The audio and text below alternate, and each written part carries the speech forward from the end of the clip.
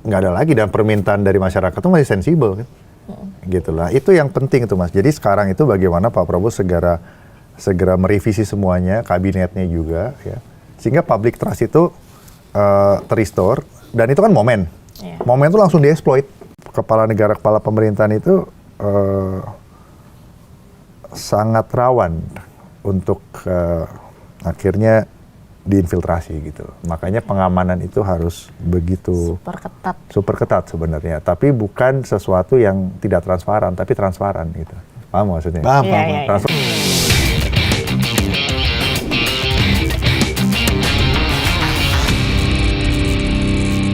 Apa yang membuat presiden sebelumnya nih banyak meminta sesuatu kepada presiden yang akan datang? Apa yang membuat dia, oke, kita bantu, kita bekerja sama, tapi saya mau ini, mau itu, Anda jangan begini, Anda jangan begitu, saya bawa orang saya, tolong dimasukin, tolong begini, tolong begitu, jangan bubarkan, jangan ganti, segala macam. Oke, saya berangkat dari persepsi publik aja ya, bukan dari saya ya. Karena persepsi publik jadi penting nih, rebutan legitimasi gitu. Persepsi publik mengatakan bahwa mereka mencurigai presiden sebelumnya mau coba 3 periode. Berarti mau terus melanggengkan. Dan itu nggak lepas dari kekuatan yang lebih besar di tingkat internasional yang mensponsor itu, ya. Karena hubungan diplomasi yang udah jalan selama ini nggak boleh sampai ada apa-apa. Kalau ganti-ganti bisa berubah. Yang tadi itu irregular itu. Iya, irregular competition kayak gitu. Ya itu kan fakta. Kita jadi pinter ya, kita dapat ilmunya. Ada debt trap diplomasi, yang berapa utang kita. Orang yang ngutangin kan juga mikir, masa kalau ganti putus deh. Bisa nanti ngomong ya, nggak, itu logik ya. Itu kecurigaan publik kan itu. Harus dijawab itu kecurigaan publik itu. Nah, yang kedua ya kecurigaan publik kedua, anak beliau masuk ke situ jadi polemik publik sampai sekarang. Kan begitu. Yang ketiga kecurigaan publik ya. Ini diganggu nih supaya nggak selesai. Ini itu kan kecurigaan publik. Ya publik kan resah, ya keluar semua. Mereka nggak bisa menyalurkan itu, ngadu ke kantor polisi kan juga dicuekin. Bener kan? Iya. Dan itu ditonton sama masyarakat gitu loh. Jadi public legitimacy ini benar-benar sedang diperebutkan. Iya kan?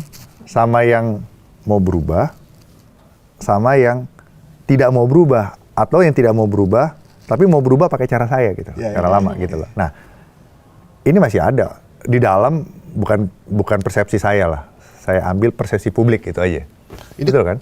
Kalau situasi kayak begini, untuk melakukan perubahan signifikan berarti ya di riset negaranya. Nah, jadi kalau bicara riset nih, mungkin karena itu kan tadi kita sempat saya bicara chaos ya. Ya, kalau chaos teori itu mengatakan bahwa interaksi yang sudah harus berbenturan satu sama lain karena tidak bisa mencari jalan lain, jalan tengah itu biasanya akan melahirkan sesuatu yang baru kan. Ya contoh misalnya kalau orang mau untuk bisa dari sipil menjadi tentara, masukin candra di muka gitu, gebukin, latihan, berubah kan? Atau misalnya masuk suatu proses mau badannya gede gitu, nge-gym gitu, kayak Pak Andika gitu. Itu kan dulu awalnya sakit-sakit gitu, tapi kan akhirnya ada equilibrium baru. Ya mungkin equilibrium baru itu harus terjadi kali, memperbaiki kerusakan yang lama itu. Nah, jadi chaos ini jangan dikatakan ini rekayasanya negara, ini rekayasanya si ini. Ya negara itu dia dalam strategi itu kita nggak bisa kontrol semuanya, Mas. Kita hanya bisa strategi itu mengerjakan apa yang kita bisa kerjakan sekarang yang terbaik, yang kita bisa kerjakan untuk meningkatkan chance situasi ke depan itu favorable buat kita, supaya chance kita lebih tinggi lagi untuk mencapai sasaran kita. Jadi itu kita strategi itu bukan kayak drama yang aktornya cuma satu, saya mau udah gitu. Ya presiden juga saya maunya harapan gini, tapi belum tentu tercapai harapan itu. Aktor yang menentang beliau juga belum tercapai, tapi interaksi di situ bisa menimbulkan akhirnya equilibrium baru, riset itu. Jadi jangan kita itu terbawa dalam teori konspirasi yang mengatakan hanya satu aktor. Banyak aktor yang bermain dengan kepentingan yang beda-beda, ya kan? yang akhirnya berbenturan dan outcome-nya adalah equilibrium baru. Mungkin keluar riset Indonesia sekarang. Kan begitu. Sekarang kasus DPR itu contohnya. Emang sudah memang baru diperingatkan jangan flexing. Kan udah berikan berkali-kali. Cuman kan nggak ngerti mereka. They live in their own dream, their own ini. Semuanya live in their own world gitu. Nah akhirnya pecah di situ. Itu saya bilang social movement itu tidak bisa dibendung lagi gitu. Nah jadi yang Pak Prabowo bilang itu nanti jadi ini, ya memang nggak bisa terhindarkan karena proses itu mau nggak mau harus dilewatin. Untuk meriset Indonesia jadi yang lebih baik lah. Itu kan outcome-nya, kita hanya bisa menavigate gitu. Menavigate ini mau kemana nih, polanya gimana nih. Gitu kan nggak bisa kontrol outcome harus kayak gitu loh. Kita rencana 5 menit lagi begini bisa berubah. Oh nanti 3 hari lagi, nanti akan ada sasaran yang tercapai 3 hari lagi. Tiba-tiba beda 1 hari berubah 24 jam. Kayak gitu, karena udah makin banyak interaksi gitu loh. Ya berarti makanya saya bilang dari Pak Prabowo itu harus bisa mengklirkan diri beliau dulu gitu buat Bapak. Gitu. Ya, semua berarti tergantung Pak Prabowo juga ya. Iya, dari diri beliau dulu dan cobalah beliau review lah semua lah dari kontemplasi seorang pemimpin. Kontemplasi seorang pemimpin, roh jiwa semuanya, ya kan? Mungkin dibantu oleh orang-orang yang secara sensibel bisa memberikan advice yang sifatnya itu selfless, bukan untuk kepentingan individu, ya tidak ada ambisi apa-apa selain menjaga Pak Prabowo supaya clear di dalam berpikir dan bertindak, mengambil keputusan siapa ditaruh di mana segala macam, sehingga publik juga secara sensibel menilai bahwa wajarlah emang didukung, wajarlah dipercaya, sehingga orang juga mau ngikut, mau nurut gitu loh. Iya. Iya kan? Itu kan kita sih sebenarnya kesimpulan kita ya dari persepsi masyarakat yang ada di media sosial atau di media massa. Harapan mereka sih. Andai Pak Prabowo mengikuti perubahan yang diinginkan, aman-aman aja. Ya maksudnya pengaruh dari masa lalu, hal-hal yang buruk di masa lalu ditinggalkan gitu, dan memulai sesuatu yang baru, itu masyarakat dukung. Saya ikut demo selama 2 hari itu. Jumat Sabtu saya keliling untuk liputan dan lain-lain, lihat suasana. Itu tidak ada satupun dari demo di pagi dan siang sore itu yang memprotes Pak Prabowo, meminta presiden turun, tuh nggak ada. Mereka cuma kesel sama keadaan kan? sama keadaan, mereka cuma sebel. Tapi mereka nggak bisa ngapa-ngapain. Akhirnya yang bisa mereka lakukan ya demo aja. Tapi nggak ada satupun spanduk, kalimat turun kan Prabowo, nggak ada gitu. Jadi sebenarnya andai itu diikuti, rakyat tuh dukung, memberantas korupsi, orang-orang yang udah menikmati kekayaan begitu lama mengambil uang negara begitu banyak, di stop, iya, di stop untuk keuntungan dibagi buat negara, ya dukung. Misalkan Indonesia yang dikuasai tanahnya oleh 60 orang misalkan, oke, tuh so what abis itu, cuman sekedar ngomong tapi nggak ada implementasi. Padahal kalau berani melakukan sesuatu, rakyat dukung sebenarnya. Jadi disiplin dalam implementation policy tadi. Jadi ketika Pak Prabowo bilang ada makar, ada ini, kita jadi arahnya ke situ ya. Padahal kita nggak ada yang ngomongin makar sebenarnya. Mungkin kalau ada orang yang menunggangi ketika aksi itu berlangsung, ya pasti ada ya. Oknum-oknum itu udah pasti selalu ada. Kan tadi Mas Wibowo bilang tidak. Itu kan eksternal luar ya udahlah, itu pasti sesuatu terjadi. Tapi kalau kitanya kuat kan nggak masalah. Jadi harapan kita, bisa nggak pemerintah fokus pada tuntutan, harapan yang diinginkan publik? Ya emang itu, restoring public trust to the government, nggak ada lagi, dan permintaan dari masyarakat itu masih sensibel kan, gitu lah. Itu yang penting itu Mas. Jadi sekarang itu bagaimana Pak Prabowo segera merevisi semuanya, kabinetnya juga, ya, sehingga public trust itu terrestore, dan itu kan momen itu langsung dieksploit. Gitu. Sebelum 30 September nih harus ada perubahan, ya. Dan karena Oktober kan dari 1 tahun, dan di situ ada momen bagus, harus digas gitu. Dan rakyat kan juga melihat Pak Prabowo kan sebagai manusia biasa yang bisa salah. Sama seperti presiden sebelumnya, manusia kita semua bisa fallible.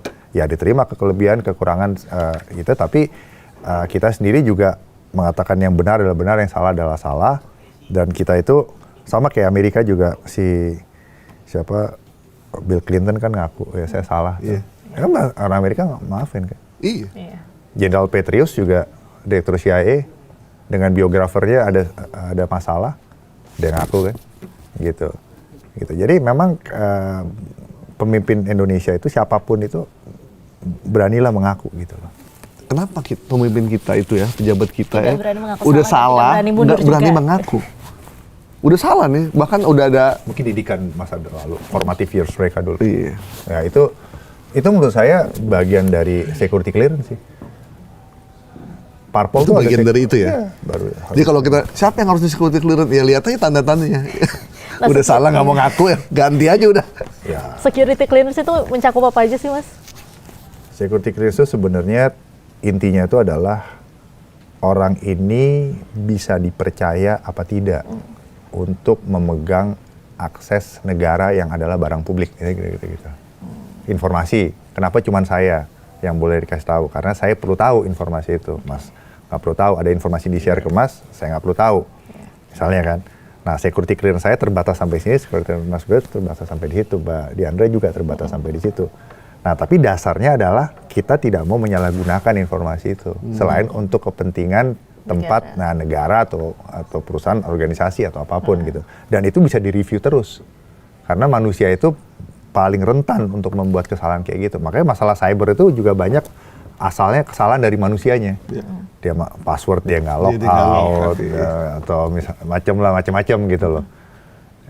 Jadi dari manusianya gitu. Jadi sekarang itu menurut saya kejar aja tuh semua masalah-masalah itu untuk diberesin, ancaman-ancaman dan serangan-serangan irregular, masalah-masalah yang udah akumulatif selama ini. Tapi selagi presiden siapapun itu dalamnya itu belum solid,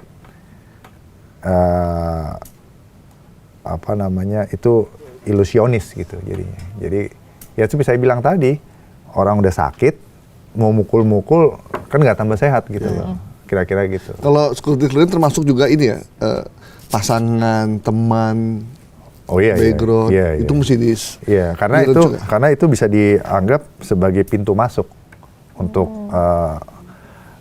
pengkhianatan masuk gitu. Oke. Iya, misalnya saya gitu kan, saya ada posisi yang strategis gitu. Terus nggak usah ini yang normal-normal. Ada single gitu misalnya single. Nah single ini dia mau nikah sama warga negara lain itu juga dia ribet kan. Kayak aja panjang gitu loh. Kan. Akhirnya ngeceknya jadi jauh kan ke negara orang itu. Ya that's the reality gitu loh. Termasuk pasangannya normal atau tidak gitu ya? Ya semua Semua itu ya. aspek lah. Jadi artinya karakteristik kelebihan dan kekurangan dari orang itu harus diketahui sedemikian rupa sehingga bisa ketahuan titik lemahnya. Misalnya suka main judi, itu security clearance bisa cabut, Mas.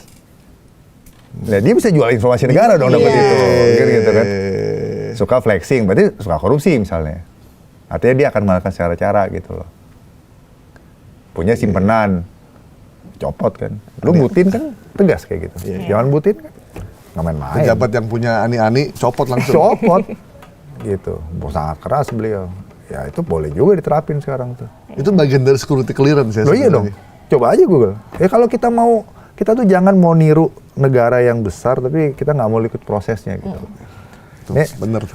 Saya nggak bicara misalnya ini Amerikanisme nih adalah Jerman, Inggris, China gitu. Tiru yang baik aja dari negara-negara itu. Gitu. Contohnya di Amerika tuh, ini contoh aja nih. Lagi tren itu banyak jenderal setelah pensiun pada turun pangkat. Benar, bisa di Google. Iya. Ada bintang 2 aktif kemarin, tiba-tiba ketahuan affair dari pangkat letnan kolonel. Diberhentikan, diturunin jadi letkol. Ada bintang 4, angkatan udara tuh, udah 10 tahun pensiun, ada yang lapor pernah selingkuh dulu. Sejak dia pangkat bintang 2, diturunin jadi bintang 2. Gitu. Padahal udah 10 tahun pensiun. Nah itu kan etik ya. Jadi etik tuh di-establish gitu loh. Jadi suatu culture yang mengakar kuat, menjadi contoh referensi untuk next generation. Ya itulah bangsa yang berdiri atas kebenaran. Kalau enggak kan dia kan lost karena kita nggak ada lagi patokan mana yang benar mana yang salah. Kenapa harus percaya sama government? Government aja juga suka mengabaikan fakta, kebenaran misalnya fakta. Nggak usah kebenaran teologis lah, terlalu jauh. Iya, terlalu jauh. Yang fakta aja diabaikan. Siapa lagi mau dipercaya? Gitu. Nah, jadi kalau dalam dalam aplikasi keamanan lah ya, nggak usah intelijen, keamanan gitu. Sebenarnya pemimpin kepala negara, kepala pemerintahan itu sangat rawan untuk akhirnya diinfiltrasi gitu. Makanya pengamanan itu harus begitu super ketat sebenarnya. Tapi bukan sesuatu yang tidak transparan, tapi transparan gitu. Paham maksudnya? Paham. Transparan ya? Iya. Transparan bahwa ya saya terpilih, security clearance saya begini, semuanya aman, kehidupan saya aman, ini aman, tidak ada apa-apa. Silahkan publik melihat, menilai. Saya nggak ada misteri. Nggak ada yang saya tutupi. Saya nggak ada misteri, nggak ada yang saya tutupin di sini. Iya. Ya itu, ya public trust kan itu ya. Termasuk ijazah nggak ditutupin, buka aja kalau memang ada. Langsung buka aja. Heeh. Wah, saya